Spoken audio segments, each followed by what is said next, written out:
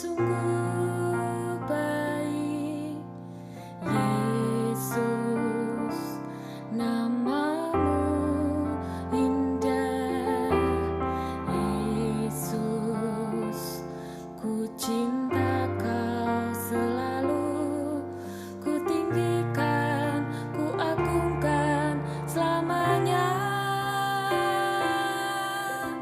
Yesus, kau sungguh baik, Yesus, namamu indah, Yesus, ku cinta kau selalu, ku tinggikan, ku agungkan selamanya.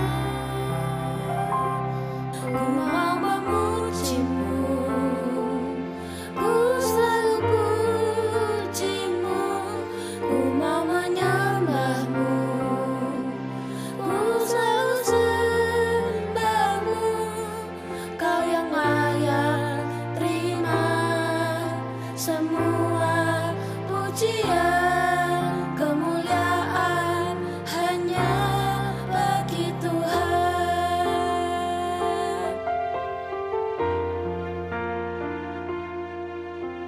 Yesus, kau sungguh baik, Yesus, namamu indah, Yesus, ku cinta kau selalu, ku tinggikan, ku agungkan selamanya.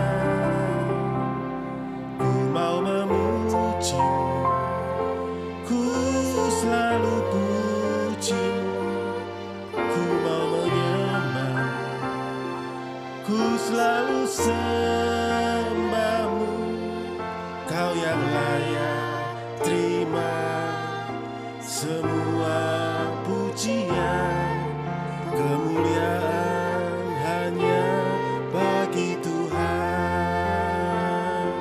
Semua kemuliaan dan keagungan tertuju padamu, Tuhan dan Rajaku. Segenap jiwa dan nafasku menyembah Yesus yang hidup.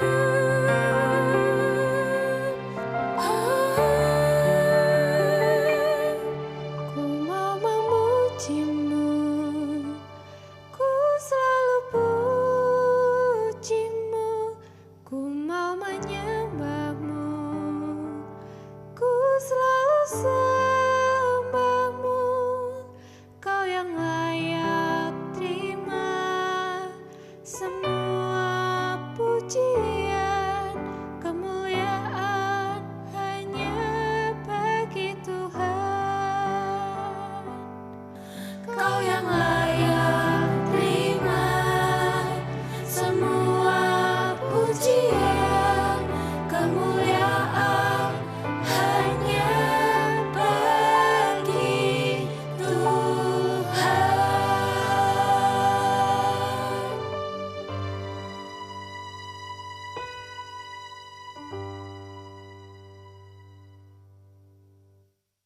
Shalom Bapak Ibu semuanya. Pagi ini, siang dan malam hari kita memperingati hari kenaikan Isa Al-Masih, hari kenaikan Tuhan Yesus Kristus ke surga. Dan mari kita bersama-sama kita berdoa. Allah Bapa di dalam surga, kami berdoa di dalam nama Tuhan Yesus Kristus. Terima kasih Tuhan atas kemurahan-Mu, atas perkenanan-Mu, sehingga kami bisa sampai hari ini memuji dan menyembah Engkau. Kami percaya Bapa bahwa hari ini Engkau mempunyai rema dalam hati kami untuk kami bisa bertumbuh lebih lagi pengenalan akan Tuhan kita. Bapa, biarlah hari ini, acara ini Kau sendiri yang beracara. Kami ini hanya saluran, kami ini hanya media yang untuk menyampaikan isi hatimu ya Bapa. Terima kasih Tuhan Roh Kudus, biarlah roh wahyu, roh hikmat dan roh pengertian mendidik kami, membuat kami mempunyai hikmat yang lebih dan lebih lagi dewasa akan mengenal akan Engkau. Terima kasih Bapa, hanya di dalam nama Tuhan Yesus Kristus kita semua yang percaya, kita berkata amin. Amin. Nah, Bapak Ibu semua yang dikasihi Tuhan, sahabat GBI Lampera, hari ini adalah hari kenaikan Yesus Kristus, di mana peristiwa yang terjadi 40 hari setelah Yesus bangkit. Ya. Nah, di mana disaksikan pada saat kebangkitan itu disaksikan oleh murid-muridnya, dan Yesus terangkat naik ke surga, ke langit, kemudian hilang dari pandangan setelah tertutup awan, seperti dicatat dalam bagian perjanjian baru dalam Alkitab kita masing-masing. Nah, saya percaya itulah waktu yang ditetapkan Bapa kepada Yesus Kristus, dan saatnya memang naik ke surga, dan hari ini kita memperingatinya. Nah, hari ini kita akan belajar tentang waktunya Tuhan, seperti Bapa memberikan waktunya Yesus Kristus untuk naik ke surga. Kita pelajari, sehingga pada saat kita pelajari pagi ini kita akan tahu bagaimana langkah-langkah Tuhan Yesus Kristus menyelesaikan pelayanannya selama di dunia. Nah, kita lihat dulu di kitab Yohanes. Di kitab Yohanes pasal yang kedua, ayat yang pertama sampai ayat yang ke-11. Kitab Yohanes pasal yang kedua, ayat yang pertama sampai yang ke-11. Saya bacakan buat Anda. Pada hari ketiga ada perkawinan di Kana yang di Galilea, dan ibu Yesus ada di situ. Yesus dan murid-muridnya diundang juga ke perkawinan itu. Ketika mereka kekurangan anggur, ibu Yesus berkata kepadanya, "Mereka kehabisan anggur." Anda perhatikan baik-baik kata Yesus berikutnya. Kata Yesus kepadanya, "Mau apakah engkau daripadaku, Ibu? Saatku belum tiba." Nah, nanti kita akan bahas dari perkataan Yesus ini kepada ibunya. Saya akan lanjutkan terlebih dahulu. Tetapi ibu Yesus berkata kepada pelayan-pelayan, "Apa yang dikatakan kepadamu, buatlah itu." Di situ ada 6 tempayan yang disediakan untuk pembasuhan menurut adat orang Yahudi. Masing-masing isinya 2-3 buyung. Yesus berkata kepada pelayan-pelayan itu, "Isilah tempayan-tempayan itu penuh dengan air." Dan mereka pun mengisinya sampai penuh. Lalu kata Yesus kepada mereka, "Sekarang cedoklah dan bawalah kepada pemimpin pesta." Lalu mereka pun membawanya. Setelah pemimpin pesta itu mengecap air yang telah menjadi anggur itu, dan ia tidak tahu dari mana datangnya, tetapi pelayan-pelayan yang mencedok air itu mengetahuinya. Ia memanggil mempelai laki-laki dan berkata kepadanya, "Setiap orang menghidangkan anggur yang baik dahulu, dan sesudah orang puas minum, barulah yang kurang baik. Akan tetapi engkau menyimpan anggur yang baik sampai sekarang." Hal itu dibuat Yesus di Kana yang di Galilea sebagai yang pertama dari tanda-tandanya, dan dengan itu ia telah menyatakan kemuliaannya, dan murid-muridnya percaya kepadanya. Bapak Ibu yang dikasihi oleh Tuhan, sebagian orang melihat perikop ini, ada yang pernah berkata bahwa, "Loh, jadi kita boleh dong minum anggur?" Padahal setelah saya pelajari secara biblikalnya, anggur yang dibuat Yesus ini dalam acara di Kana adalah anggur yang kualitasnya sangat baik dan tidak membuat orang mabuk. Dan pagi, siang, dan malam ini saya tidak membicarakan tentang kualitas anggurnya, tapi minimal kita sama-sama clear bahwa anggur yang diminum ini tidak memabukkan. Semakin diminum juga tidak membuat mabuk. Nah, yang ingin saya bahas, sharingkan pada pagi ini adalah, siang dan malam ini adalah, ibu Yesus mengerti setelah anaknya ini dibaptis. Ibu Yesus tahu bahwa sudah saatnya dia menempatkan bukan lagi sebagai ibu kandung, tapi sebagai ibunya yang anaknya ini dipakai Tuhan luar biasa. Kalau Anda baca di Amplified Bible, di ayat yang keempat, masih di kitab yang sama, di Amplified Bible dikatakan, Jesus said to her, "Dear woman, what is that to you and to me? My time to act and to be revealed has not yet come." Artinya apa? Serahkan saja kepadaku, waktuku belum tiba, biar aku yang ngurus. Waktu Ibu Yesus bilang butuh anggur nih, Yesus ngomong pada ibunya, waktuku belum tiba. Sudahlah, serahkan sama aku. Biar Yesus dipimpin total oleh Allah. Bapak Ibu yang dikasihi Tuhan, kita semua ini hidup dalam budaya instan. Semua pengen cepat, semua pengen instan. Segala sesuatunya pun kita kalau ingin juga kalau doa cepat dijawab. Kita pengen segala sesuatunya itu harus diurus dengan cepat. Disitulah di dalam era-era sekarang ini kadang-kadang sulit untuk kita itu berproses, Bapak Ibu. Orang Kristen pengennya itu termasuk saya. Kita tuh dikte Allah kita. Termasuk saya, kita tuh pengennya kalau ada pergumulan itu jangan lama-lama. Padahal kita tahu Tuhan tuh selalu mendidik kita itu untuk sesuai dengan waktunya Tuhan. Nah, kita baca ayat berikutnya untuk supaya kita sama-sama lebih mendalami lagi. Kita lihat di Habakuk pasal yang kedua. Habakuk pasal yang kedua, ayat yang pertama sampai kedua. Saya akan bacakan yang ayat yang pertama terlebih dahulu. Aku mau berdiri di tempat pengintaianku dan berdiri tegak di menara. Aku mau meninjau dan menantikan apa yang difirmankannya kepadaku dan apa yang akan dijawabnya atas pengaduanku. Artinya apa? Setiap kali ada masalah apapun, ungkapkan ke dia. Nantikan apa yang Bapak mau katakan kepada kita. Belajarlah saudara dan saya itu untuk menantikan dia. Seperti Yesus juga berkata kepada ibunya, "Sudahlah, serahkanlah. Aku menunggu waktunya." Yesus pun menunggu waktunya untuk dipimpin total oleh Allah dalam hal membuat mujizat.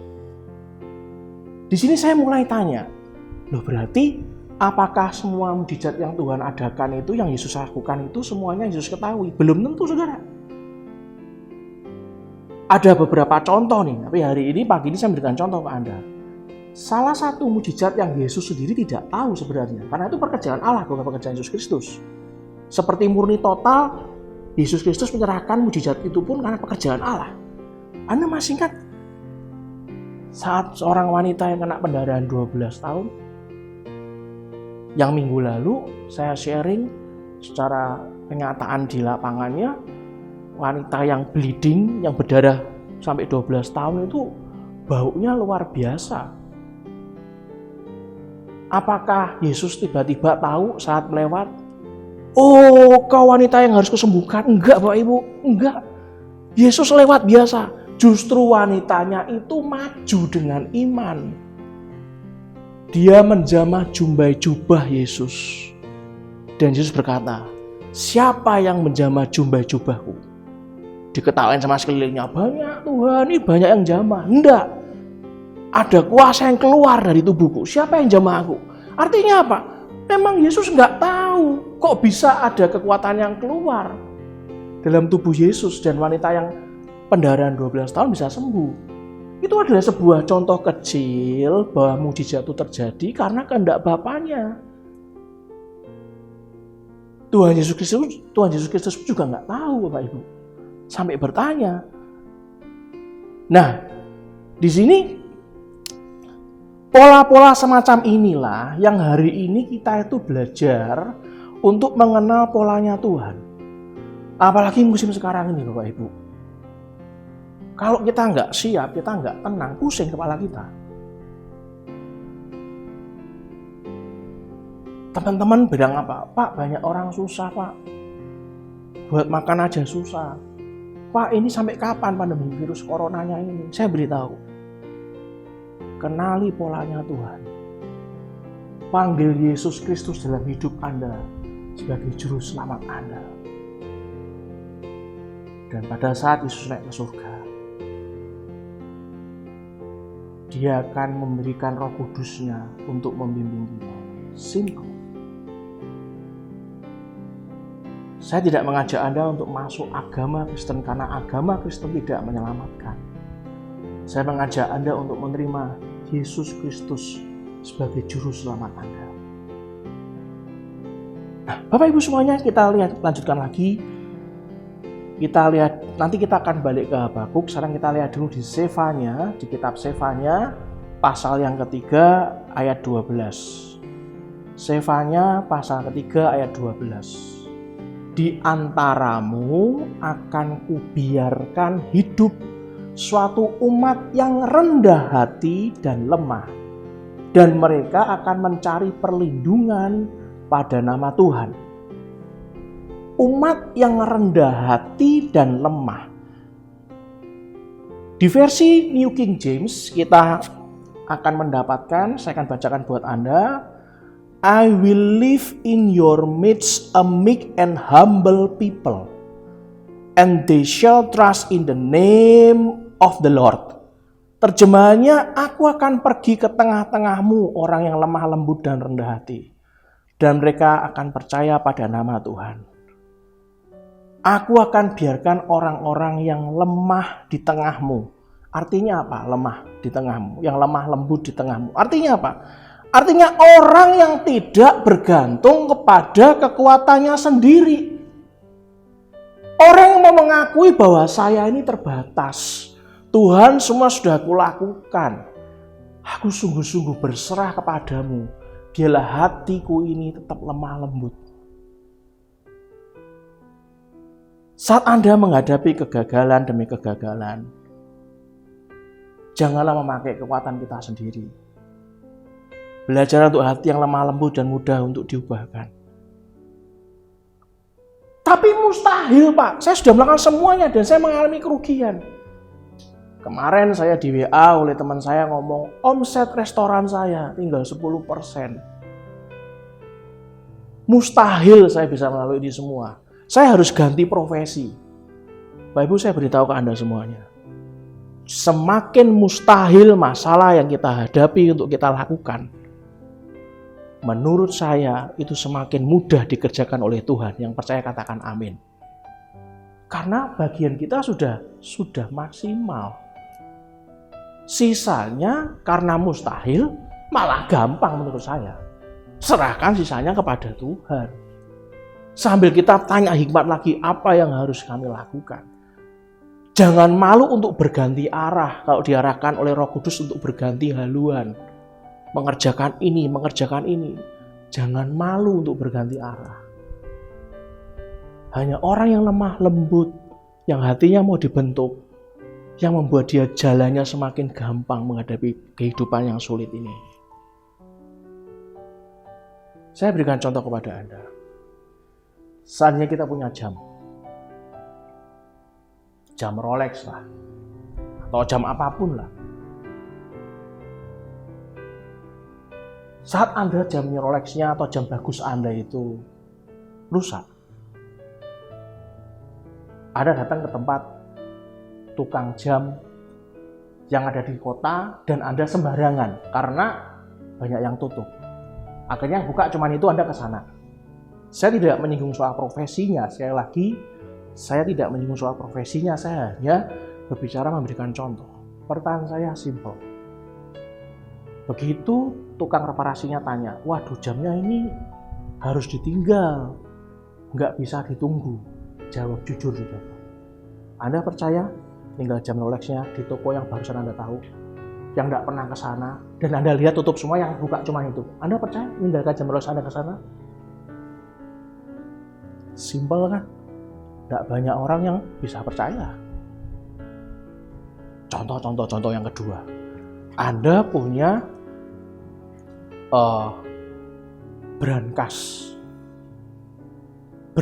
yang isinya surat rumah, mas-masan, berlian. Kuncinya macet. nggak bisa dibuka. Karena sudah lama nggak pernah dibuka, Anda lupa ngasih maintenance-nya, ngasih minyak atau apa, Anda nggak pernah buka, macet kuncinya. Terus Anda bawa berangkasnya ini, kalau berangkasnya kecil, Anda bawa ke tempat toko perlengkapan kantor yang jual berangkas. Punya saya servis dong. Dicoba 10 menit, setengah jam nggak bisa. Terus tukang servisnya ngomong gini, tinggal aja berangkasnya 1 minggu. Nanti kalau udah 1 minggu dikabarin kalau udah jadi. Pertanyaan saya simpel kepada Anda semuanya. Anda mau ninggal berangkasnya? Yang isinya sertifikat rumah, kantor, emas, berlian, dan segala macamnya? Enggak kan? Kenapa? Karena kita merasa itu tuh berharga banget. Nggak mungkin saya nyerahkan ke tempat servis berangkas. Nggak mungkin jamku yang bagus ini tak serahkan ke toko yang barusan aku tahu dan yang aku barusan pertama kali ke sini. Disuruh ninggal jam Rolexnya, nggak mungkin kan? Nah, sesuatu yang tidak mungkin, kita tuh harus belajar menyerahkan kepada Tuhan. Karena Tuhan itu bukan tukang berangkas. Karena Tuhan itu bukan tukang membenarkan jam Rolex. Tuhan tuh lebih dari itu, Bapak Ibu. Tuhan tuh mau dan sanggup melakukan yang mustahil dan sangat bisa dipercaya.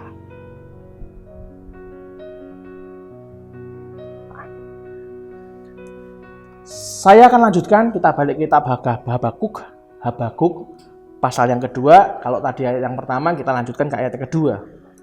Lalu Tuhan menjawab aku demikian, tuliskanlah penglihatan itu dan ukirkanlah itu pada loh-loh supaya orang sambil lalu dapat membacanya. Di New King James Version dikatakan, then the Lord answered me and said, write the vision and make it plain on tablets, that he may run who reads it. That he may run who makes it. Pelari bisa membacanya. Kalau Anda belajar tentang Allah, New King James berkata, belajarlah melihat Allah itu kehendaknya apa dan kita harus segera berlari cepat. Kenapa? Karena pada saat Tuhan memberikan inspirasi ke Anda yang harus Anda lakukan, kalau Anda tidak cepat berlari, momentum itu akan hilang, Bapak Ibu. Itulah begitu kita terima hikmat, lakukan cepat wis. Gak nunggu lama-lama. That he may run who makes it. Anda harus terus berlari cepat begitu Anda tahu penglihatan atau vision dari Tuhan. Bapak Ibu, orang-orang bisa membaca tanda zaman. Saudara dan saya bisa kerasa zaman ini bergerak cepat. Otomatis kita ini harus berubah dengan cepat sesuai yang Tuhan mau. Karena momentumnya juga bisa berlalu dengan cepat. Saya mempelajari karena saya dulu dari science. Waktu SMA, saya baca juga bahwa ada tumbuhan yang namanya Agave americana, bahasa Latinnya. Agave americana ini memerlukan waktu 10 tahun untuk tumbuh. Begitu sudah sampai 10 tahun, dia akhirnya bisa mencapai tingginya sampai 8 meter. Tapi butuh waktu 10 tahun untuk tumbuh. Lama. Apa nggak ada contoh yang lebih singkat apa? Ada. Saya membaca ada yang namanya bambu Tiongkok. Bambu Tiongkok ini disirami 5 tahun nggak tumbuh-tumbuh. 5 tahun lebih pendek dibandingkan contoh yang pertama. 5 tahun disirami, akhirnya setelah 5 tahun tumbuhnya cepat.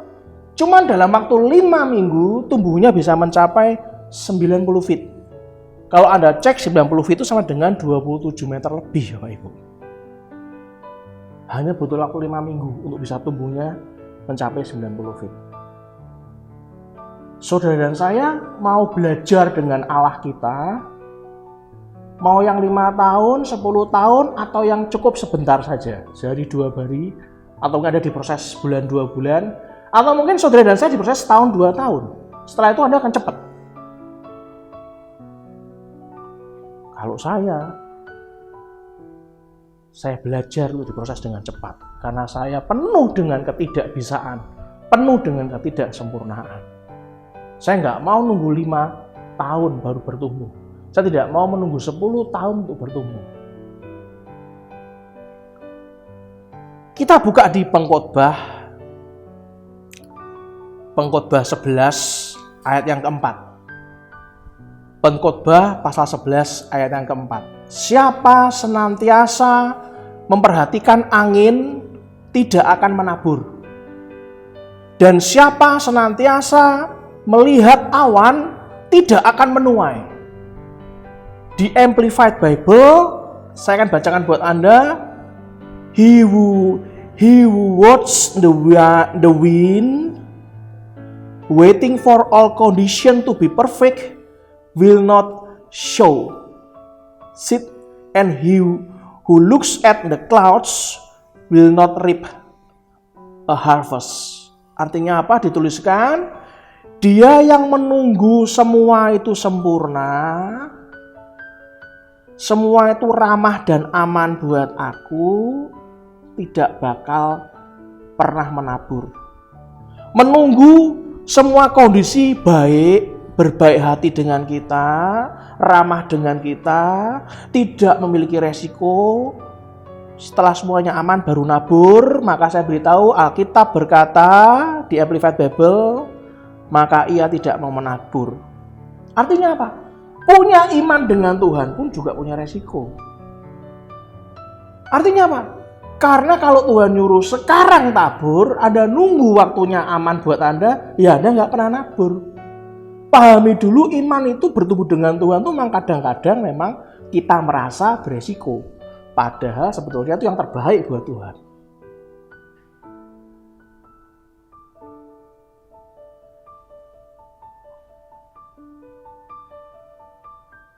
Dituliskan bahwa Yesus pun berkata kepada ibu kandungnya. Masih ingat di ayat yang pertama kita tadi sharing? Yesus berkata apa? Aku tidak dapat berbuat apa-apa dari diriku sendiri.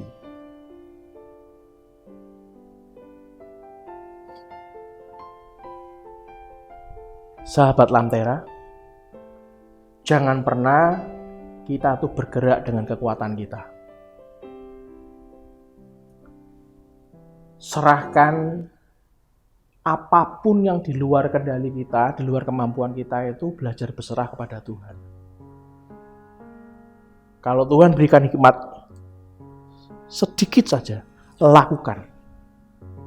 Kalau Tuhan dalam hati memberikan solusi buat Anda sedikit saja, ingat di Pengkhotbah mengatakan apa? Jangan nunggu sampai menurut Anda itu aman. Karena Anda tidak akan pernah nabur. Dan sebelum kita mengakhiri ini,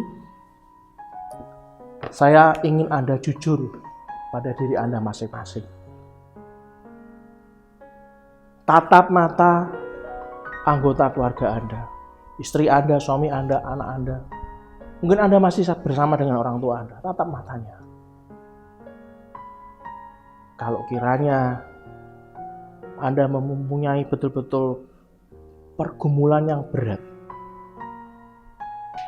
yang betul-betul Anda ingin ngomong ke Tuhan, Tuhan, memang ini yang menjadi pergumulan saya. Tolong saya, Tuhan.